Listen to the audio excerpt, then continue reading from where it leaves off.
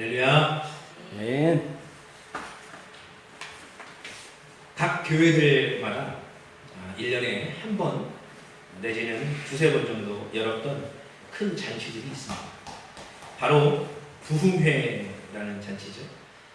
이제 코로나 시기에 학생 청년들의 캠프, 모병이라든지 주방학이라든지 조이코리아라든지 이런 캠프들이 활성화됐다가 멈췄었죠. 한 몇 년 동안 오래됐죠. 교회의 부흥회도 마찬가지입니다. 좀 교회들 중에는 계속 부흥회를 열었던 교회도 있겠지만, 그러나 이제 코로나 기간에는 거의 다 부흥회를 열지 않아서 쉽지 않았습니다. 근데 이제 다시 캠프도 열고 있고, 또 부흥회도 열리고 있습니다. 부흥회. 좀 더 길게 표현하면 뭐라고 얘기하죠? 신령 대부흥회 이렇게 이제 프랭카드에 걸죠. 신령 대부흥회.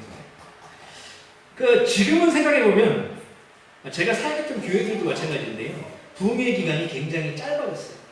부흥회 기간. 옛날에 일주일 했다는데 저는 일주일까지 한 건 기억이 안 나고 한 4일, 5일까지 했던 거는 기억이 납니다. 근데 지금은 많이 짧아졌어요. 그리고 이제 모이는 인원도 되게 많이 줄었습니다.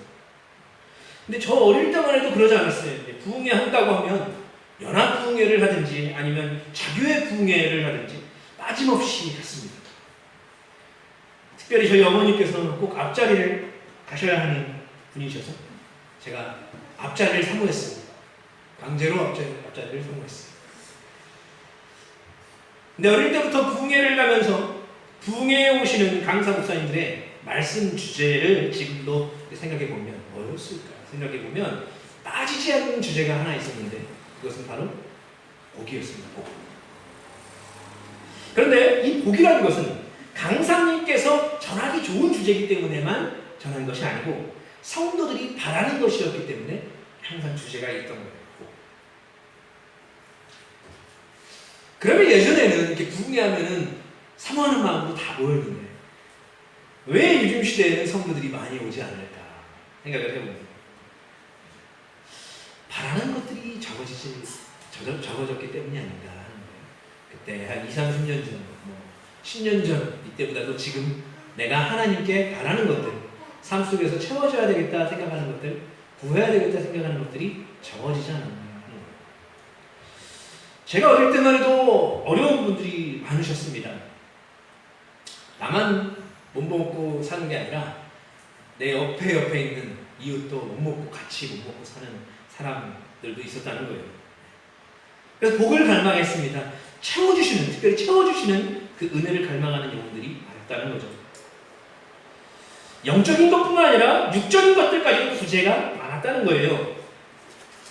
그럼 이 시간에 그렇게 사람들이 바라던 그 복이라는 것이 무엇인지 일단 한번 일반적인 그 복에 대한 생각들을 이야기해 보려 합니다. 복이라는 무엇입니까? 대개 복이라는 것은 어떤 물질적인 관념 가운데 있습니다. 사람들이 보편적으로 생각하는 복받았다라는 복은 물질이 풍요해졌다라는 말입니다. 당신 복받았네? 그 무슨 얘기예요? 부유해졌네? 이게 거의 대표적이에요. 왜냐하면 그 복받았다고 우리에게 채워준 그 풍요로움이 우리의 삶을 더 편안하게 만들고 편리하게 해주기 때문입니다. 지금도 물론 예전과 같이 어려움이 많은 분들이 계십니다. 근데 먹고 사는 문제 힘든 분들이 예전보다는 별로 없죠. 우리나라의 국민들의 기본적인 그런 생활이 나아졌다는 거예요. 그렇죠? 근데 그렇게 삶이 예전보다 나아졌음에도 불구하고 살기 좋아졌다 하지만 복이라는 것은요, 지금도 그리고 앞으로도 사람들이 끊임없이 갈망할 것이고 또한 우리 성도님들도 또 저도 평생의 기도의 제목일 것입니다. 복 주시옵소서. 복을 주옵소서. 우리 따라할까요? 복을 주옵소서. 복을 주옵소서. 이게 우리의 기도의 제목이에요. 평생. 그렇습니다. 물질적인 풍요로움과 우리의 삶의 형편이 더 나아지기를 그 복을 구하는 우리의 삶도 돼야 됩니다. 오히려 이 삶을 구하지 않는 게 교만한 걸 수도 있습니다. 나는 겸허하게 살아갈 거야? 아닙니다. 하나님이 안 채워주시면 어떻게 살 겁니까? 이제 이후에 그 복의 개념에 대해서 이야기를 하면서 왜 그것이 교만인지를 알게 될 거예요. 매일의 일용할 양식을 채워주시는 분이 우리 하나님이심을 고백합니다. 그죠? 하나님의 자녀답게 당당하게 매일매일 우리에게 채워주시길, 그 복을 구할 수 있기를 바랍니다. 그런데 우리가 잊지 말아야 될 것이 한 가지 있습니다.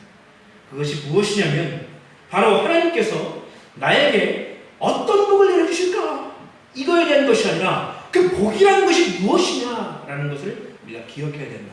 복에 대한 바람직한 관념이 우리의 머리 가운데, 마음 가운데 심겨져야 된다라는 거예요. 그래서 오늘은 본문 신명기 28장 1절에서 6절 말씀을 통해서 복에 대한 바람직한 생각을 정립하는 귀한 시간 되기를 원합니다. 오늘 본문이 나오는 신명기 28장은 축복 기도할 때 많이 쓰이는 내용입니다. 고린도전서 13장을 우리는 뭐라고 부르냐면 사랑장이라고 부르죠. 11서 11장 뭐라고 부르나요? 믿음장이라고 부릅니다. 신명기 28장은 뭐라고 부르냐면 축복장이라고 부를 수 있습니다. 근데 여기에는 복에 관한 두 가지 중요한 원리가 나옵니다. 두 가지 중요한 원리. 그것이 무엇인지 오늘 한번 살펴보겠습니다. 첫 번째, 복의 원리는 무엇이냐? 복의 원리 첫 번째는 이것입니다. 하나님의 복은 조건적이다. 하나님의 복은 조건적이다. 구원파라는 이단이 있습니다. 그 중 하나가 이 기쁜 소식 선교회라는 단체예요. 일반 교회 같지만 그들은 이단입니다. 그 교주는 박옥수라고 합니다. 근데 이 구원파는 한 번 구원받은 사람은 회개할 필요가 없다라는 교리를 가지고 있습니다. 왜냐하면 예수님을 주로 영접하면 모든 죄가 사함받는 것이기 때문에 그 이후에 어떤 죄를 지어도 회개할 필요가 없다라는 생각이죠. 예수님을 주님으로 영접하면 안에 예수님이 계신데 그 미래의 죄까지도 다 사함받는데 회개가 무슨 필요가 있느냐라는 거예요. 그러니 죄를 마음대로 져요. 자기의 구원과는 이미 상관없는 일이 되는 것입니다. 이건 당연히 바람직한 구원관이 아니죠. 그죠? 우리는 복음의 참 취지가 무엇인지를 이해해야 돼요. 일단 구원이라는 것이 어떤 성격을 갖고 있느냐. 구원은 조건적입니까? 무조건적입니까? 구원. 전 인류를 위해서 예수 그리스도께서 죽으시고 부활하셨어요. 근데 그렇다고 해서 무조건적이지 않습니다. 조건적이에요. 왜냐하면 영접한 자만 구원받기 때문입니다. 그러므로 조건적이라고 말할 수 있어요. 근데 여기까지는 뭐 그렇죠. 영접하면 구원받는다. 뭐 구원파의 논리 비슷하죠. 근데 그들이 간과하고 있는 것이 하나가 있다. 뭐예요?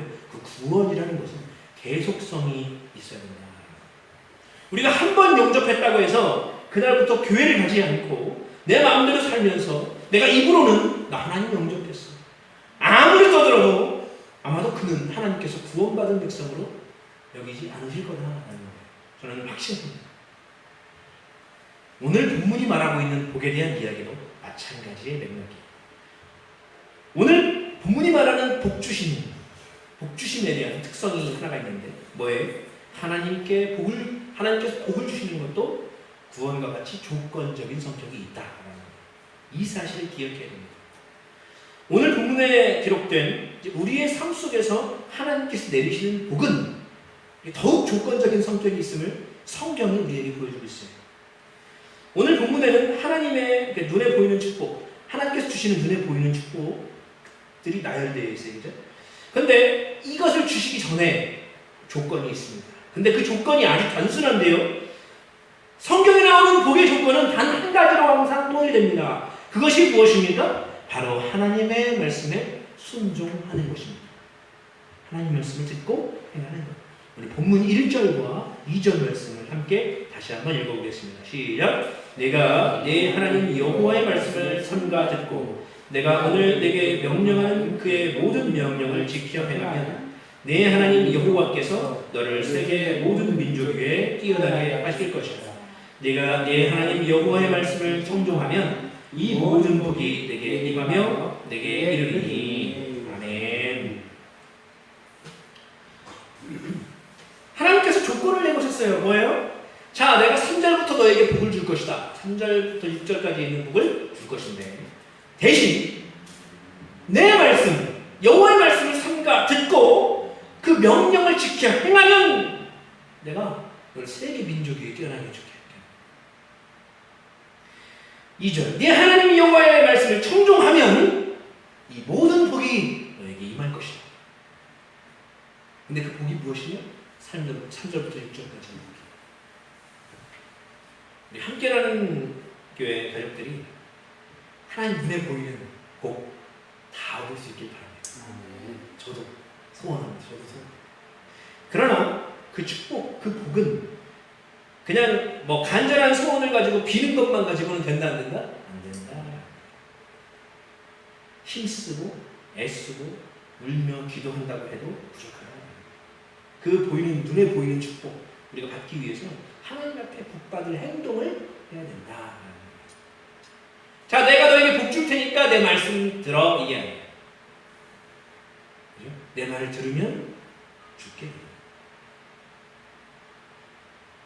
근데 이것이 행위로 구원받는다라는 것과는 또 다른 성질입니다. 그럼 복을 받을 행동이라는 것은 어떤 행동입니까? 아무리 힘들어도 말씀대로 살려고 하는 거예요. 하나님께서 창세기 12장 2절에 믿음의 조상 아브라함에게 복이 될지라 했습니다. 12장 2절 내가 너로 큰 민족을 이루고 네게 복을 주어 네 이름을 창대하게 하리니 너는 복이 될지라. 아멘. 근데요, 아브라함에게 주셨던 복도 무조건적으로 주어지는 복이 아니었습니다. 왜냐하면 그 1절에 조건이 있거든요. 여호와께서 아브라함에게 이르시되 너는 너의 고향과 친척과 아버지의 집을 떠나 내가 내게 보여줄 땅으로 가라. 아멘. 명령이 있습니다. 여기 뭐가 있어요? 너의 고향과 친척과 아비의 집을 떠나 내가 너에게 보여줄 땅으로 가라 하는 거예요. 자, 그러면 하나의 조건이 주어진 것을 알 수 있죠? 뭐예요? 말씀에 순종하는 것이다. 이제 이 순종에 대해서 우리가 살펴보는 거예요. 순종. 하나님 말씀에 순종하면 하나님께서 우리에게 복을 주시는 게 복의 원리인데 그 순종이라는 것이 우리 삶에 두 가지의 순종의 모습이 있다라는 거예요. 첫 번째는 무엇이냐면 우리의 힘으로 할 수 없는 일들에 대해서 하나님께서 명령하실 때가 있어요. 순종. 그럼 우리는 어떻게 해야 돼요? 하나님께서 모세를 부르십니다. 애굽에서 이스라엘을 이끄는 영도자로 부르시는데 그 부르시고 사명을 감당하려 하실 때에 그가 아이고 좋습니다 하고 하지 않습니다. 어떻게 했어요? 저는 입이 우둔한 자입니다. 뒤로 물러나요. 자신의 능력으로 감당할 수 없음을 고백합니다. 그럼 어떻게 감당했습니까? 모세는 그 인생을 할 수 있죠. 모세 뛰어난 능력 있는 자입니다. 그죠? 하나님을 대면한 자입니다. 계명도 다 하면서 내려왔을 때 그의 얼굴까지도 밝아서 사람들이 못 볼 지경이었으니까요. 그런데 그 대단한 모세가 이스라엘을 이끌 때 하나님 말씀대로 그 사명을 감당하는데 순종하는데 필요했던 한 가지가 있다라는 거예요. 뭐예요? 기도였다라는 것입니다. 하나님의 명령을 순종하는데 모세의 힘으로는 감당할 수가 없었다라는 거예요. 그래서 뭘로 감당했다? 기도로 감당했다. 기도로 능력을 구했다. 하나님 맡기신 사명을 감당했다라는 거예요. 사람들이 불만을 토합니다. 목마르다 합니다. 고기를 달라 합니다. 먹을 걸 달라 합니다. 덥다 합니다. 춥다 합니다. 그런데 그것을 이야기를 할 때마다 모세는 그들에게 계속 꼬치꼬치 사람의 생각대로만 이야기하지 않습니다. 모세는 어떻게 해요? 하나님 저 죽겠습니다. 죽는 소리로 하나님께 엎드리긴 했지만 그것이 바로 모세가 할 수 있는 유일한 길이었다라는 거예요. 하나님께서 내게 맡기신 사명에 대한 순종, 그것은 나의 능력으로는 쉬이 감당하기 어려운 일들이 많이 있잖아요. 그럼 우리는 어떻게 해야 됩니까? 안 된다, 못한다 하고만 있어야 될까요? 아닙니다. 구하는 거예요. 찾는 거예요. 두드리는 것입니다. 하나님 말씀에 순종할 수 있도록 하나님 능력 주옵소서. 기도의 자리에 서는 것입니다. 그 기도하는 것이 바로 우리의 사명을 감당하는 순종하는 방법입니다. 그럼 하나님께서 기도하며 나아갈 때 우리에게 복을 주십니다. 사명을 감당케 하신다. 근데 때로는요, 우리가 원하는 복이라는 것이 우리의 노력이 수반되어야 하는 것도 있습니다. 제 아내가 사회복지사입니다. 대학을 졸업하자마자 1급 시험에 합격을 했어요. 우리 아내를 자랑하려고 제가 하는 것은 아닙니다. 근데 저도 그때는요, 그 시험이 그렇게 어렵지 않은 줄 알았습니다. 이것도 아내를 무시하는 것은 아니에요. 근데 알고 보니까 매년 합격률이 달라지는 거예요. 제 그 해학교에 있을 때 사회복지사 합격한 애가 2명 있었거든요. 1급. 근데 걔네들 이야기 들어보니까 합격률이 30%? 이렇게 밖에 안 해요. 35%? 3명 중에 1명만 합격한다는 거죠. 제 아내 이야기를 들어보니까 친구들 중에 3번 이상 떨어진 친구들도 있대요. 노량민 저희가 공부하고, 저희 아내도 공부했지만. 제가 어지간히 공부하고 하는 것이 아니구나. 근데 그리스도인으로서 시험에 합격한다는 건 전적으로 하나님의 은혜죠. 우리는 그렇게 고백합니다. 맞습니다. 하나님의 은혜입니다. 그러나 하나님께서 우리에게 몇 번 뭐라고 알려주는 것이 아닙니다. 어떻게 하는 거예요? 공부하는 거예요. 노력하는 거예요. 그것이 합격할 자의 자격입니다. 복받을 자의 자격이다라는 거예요. 근데 단순히 시험에 합격하는 것만 복이 아니겠죠. 그죠? 하나님은 대개 우리에게 복을 주실 때 어떤 조건을 제시하십니다. 그것은 기도하는 것과 더불어서 우리의 노력을 제시하십니다. 노력하라 하시는 거예요. 그럼 노력할 것 중에 우리가 가장 노력해야 될 게 뭐예요? 하나님 말씀에 순종하기를 노력하는 거죠. 그렇죠? 열심히 주어진 자리에서 최선을 다하는 거예요. 우리에게 맡겨진 사명이 있습니다. 교역자는 말씀 준비할 때 열심히 말씀 준비하는 거예요. 그렇죠? 또 복음 증거하는 데 최선을 다하는 것이고, 영혼 케어하는 데 최선을 다하는 것입니다. 저들이 몇 명일까? 여기에 목숨을 걸어서는 안 되는 거예요. 그것은 우리의 노력의 대가가 아니라 하나님의 은혜의 대가이기 때문입니다. 마찬가지입니다. 우리 성도님들 삶의 자리 가운데 다 맡겨진 사명들이 다릅니다. 삶의 자리가 다르지만, 또 삶의 환경들이 다 다르지만, 그것 가운데에서 내가 최선을 다해 할 수 있는 것들을 하나님 앞에 보이며 기도를 나갈 때 하나님께서 형통케 하실 줄 믿습니다. 하나님의 복의 원리가 이렇습니다. 하나님 말씀에 순종하면 복을 내려주십니다. 그래서 복은 조건적입니다. 또 한 가지 잊지 말아야 될 복의 원리가 하나 있습니다. 그 중요한 원리 하나는 무엇이냐면, 하나님의 복은 세상적인 복과 다르다라는 것입니다. 하나님의 복은 세상적인 복과는 다릅니다. 3절에서 6절까지의 말씀을 보면 만사형통에 대한 삶을 기록하는 듯 싶어요. 그죠? 우리 3절부터 6절까지 함께 읽어보겠습니다. 이 복을 받기 원하는 마음으로 3절 시작. 성읍에서도 복을 받고 들에서도 복을 받을 것이며, 내 몸의 자녀와 내 토지의 소산과 내 짐승의 새끼와 소와 양의 새끼가 복을 받을 것이며, 내 광주리와 떡반죽 그릇이 복을 받을 것이며, 네가 들어와도 복을 받고 나가도 복을 받을 것이니라. 아멘. 저와 여러분이 이 오늘 본문에서 말하는 망사형통의 복을 받으시기를 소원합니다. 근데요, 오늘 본문을 보면 하나님의 복이요, 사람 눈에 보이기만 만사가 잘 되는 평안, 그 부함, 거기에 대한 개념이 아니다라는 것을 분명히 알 수 있는데, 그 본문에서 복을 받는 대상을 보시면 물론 사람에게도 복을 주십니다. 근데 딱 사람으로 특정하지 않는 걸 볼 수 있습니다. 너에게 더 풍성한 소산을 주겠다. 넘치도록 해주겠다. 가축이 번성하게 해주겠다. 이런 개념이 아니라는 거예요.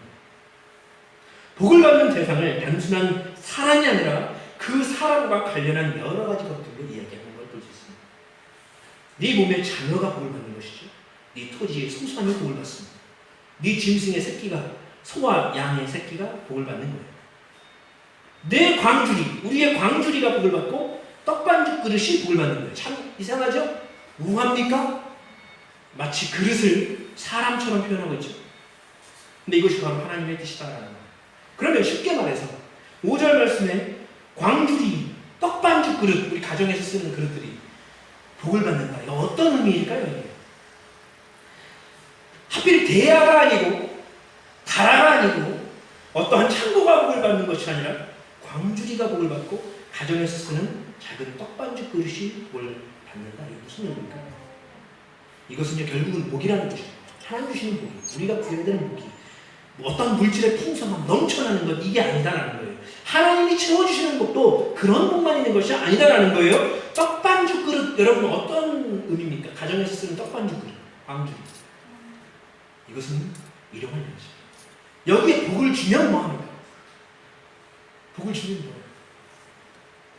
어차피 채워질 건 한계가 있습니다. 그죠? 넘쳐나서 고봉밥처럼 이렇게 있는 게 아니잖아요. 그죠? 결국은 무슨 얘기예요? 하나님께서 매일매일 그 떡반죽 그릇의 양식이 떨어지지 않도록 채워주겠다. 너에게 1년씩을 한 번에 주겠다 이게 아니에요. 평생에 쓸 매덕을 주겠다 이게 아니라는 거예요. 하나님은 늘 매일매일 너의 떡반죽 그릇을 채워줄 것이다. 너의 자녀가 건강하도록 인도해 주실 것이다 라는 거예요. 소산을 내는데 썩은 소산을 내는 것이 아니라 먹을 수 있는 소산을 주겠다라는 거예요. 그래서 그 소산에 복을 주겠다라는 거예요. 자녀들이 건강하게 살고 가축들이 건강하게 살고 좋은 품질의 소산을 거두고 일용할 양식으로 공급받는 것. 어떻게 보면 이 복은 복이라 할 건 없죠. 특별해 보이지 않습니다. 전혀 특별해 보이지 않아요. 세상적인 복과 다르죠? 그런데 그 평범하게 보이는 그것이 바로 복이다라는 거예요. 여러분 이러한 복 받을 수 있길 소망합니다. 할렐루야. 얼마나 어렵습니까? 매일 일용할 양식 우리 힘으로 구할 수 없어요. 하나님 주셔요. 성경이 말하는 하나님의 복이라는 것이 그렇습니다. 삶의 모든 일이 기대대로 되지 않아도 혹시 걱정과 근심거리로 평안치 않은 상황이라도 혹시 내가 부하지 않아도 성경은 그 삶을 복되지 않다라고 말하지 않습니다. 당신 저주받았네라고 말하지 않아요. 빌립보서 4장 11절 12절에 위대한 전도자 바울의 고백을 볼 수 있습니다.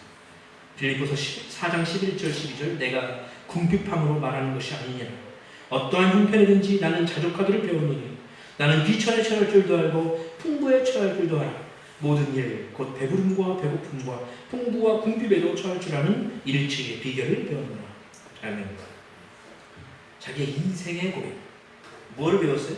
하나님이 전도를 하니까 많이 채워주시더라. 이게 아니에요. 물론 이것도 많은 분들이 선포를 하지만 그것이 아니라 궁핍함 가운데에서도 하나님 채워주시는, 그래서 만족해 하시는 그 만족과 감사를 경험하는 복, 이것이 복이다라는 거예요. 이 일체의 비결을 배운 것이 얼마나 좋으면 이렇게 고백을 하겠어요. 그렇죠? 바울이 말하는 복은 어떠한 형편에서도 자족하는 거예요. 어떠한 상황에 처하든지 하나님의 능력, 그 손길을 경험하는 것, 이것이 바울이 경험했던 복이다라는 거예요. 근데 여기서 말하죠. 내가 궁핍해갖고 얘기하는 게 아니라, 내가 무슨 얘기예요? 내가 지금 가난하기 때문에 어떤 사람은 그럴 수 있지 않습니까? 나 가난해요 지금. 근데 나 가난한데 나 괜찮아, 만족해. 근데 속에는 막 가득 차 있어. 막 구하고 싶어. 근데 그 고백이 아니라는 거예요. 가난하다고 해서 내가 이 상황 가운데 그래 어쩔 수 없지 해서 자족해, 이게 아니라 진짜 자족한 거예요. 근데 그 자족한 마음이 부하게 될 때에도 똑같아요. 이거 무슨 얘기입니까? 내가 가난해도 하나님 앞에 서는 게 똑같고 부해져도 하나님 앞에 서는 모습이 똑같고 사람을 대하는 모습이 똑같다라는 거예요. 내가 처한 환경 가운데 그대로 만족할 수 있는 것이 가장 큰 복이다. 내 삶에 어떤 핑계를 대면서 내가 복받았네 하는 것이 아니다. 저도 배우고 싶어요. 이 복. 만족하고 사는 거. 가난한 가운데 있을지는 어떻게 될지 압니까 우리가? 그죠? 근데 그 상황 가운데 좌절하지 않고 만족할 수 있다? 아, 진짜 엄청난 복입니다. 저 옛날에 고시원에 살 때 고시원에서 빨리 나가고 싶었어요. 3년을 살았거든요. 제가 제일 싼 방에 살았어요. 제일 싼 방. 그 복도가 있는데 이쪽 방에 있는 게 아니라 복도 맨 끝방에 하나 있는 그 방 들어가 살았어요. 그때 18만 원인가 였는데 나가고 싶은데 안 돼요. 근데 살면서 무슨 생각이 드냐면 그래도 고시원에서라도 지낼 수 있는 게 다행이다라는 생각이 많이 들더라고요.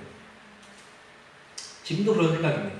하나님이 조금씩 그 뭔가 채워주시는 것을 경험하니까 일부러 그러시는 것 같아요. 하나님이 왕창 주시면 교만해질까 봐 조금씩 주시는 것 같아요. 막 10년, 20년 넘어가면서 하나씩 이루어 가시는 게. 그러니까 그래도 하나님께서 만족해 하시고 감사해요. 저도 근데 계속 그러고 싶어요. 어떻게 되든지. 여러분 요즘은요 우리나라가 예전보다 살기 좋아졌지만 SNS가 발달하면서 이 상대적 박탈감이라는 것이, 상대적 빈곤, 나는 빈곤하지 않거든요. 전에처럼 먹고 살기 힘든 지경이 아닌데도 그때보다 더 힘들어. 이게 바로 우리나라의 상황이에요. 불만족하는 사람들이 많아집니다. 그죠? 이게 뭐 폐해라고는 하지만 사람의 생각이 그렇게 바뀐 거예요. 그죠?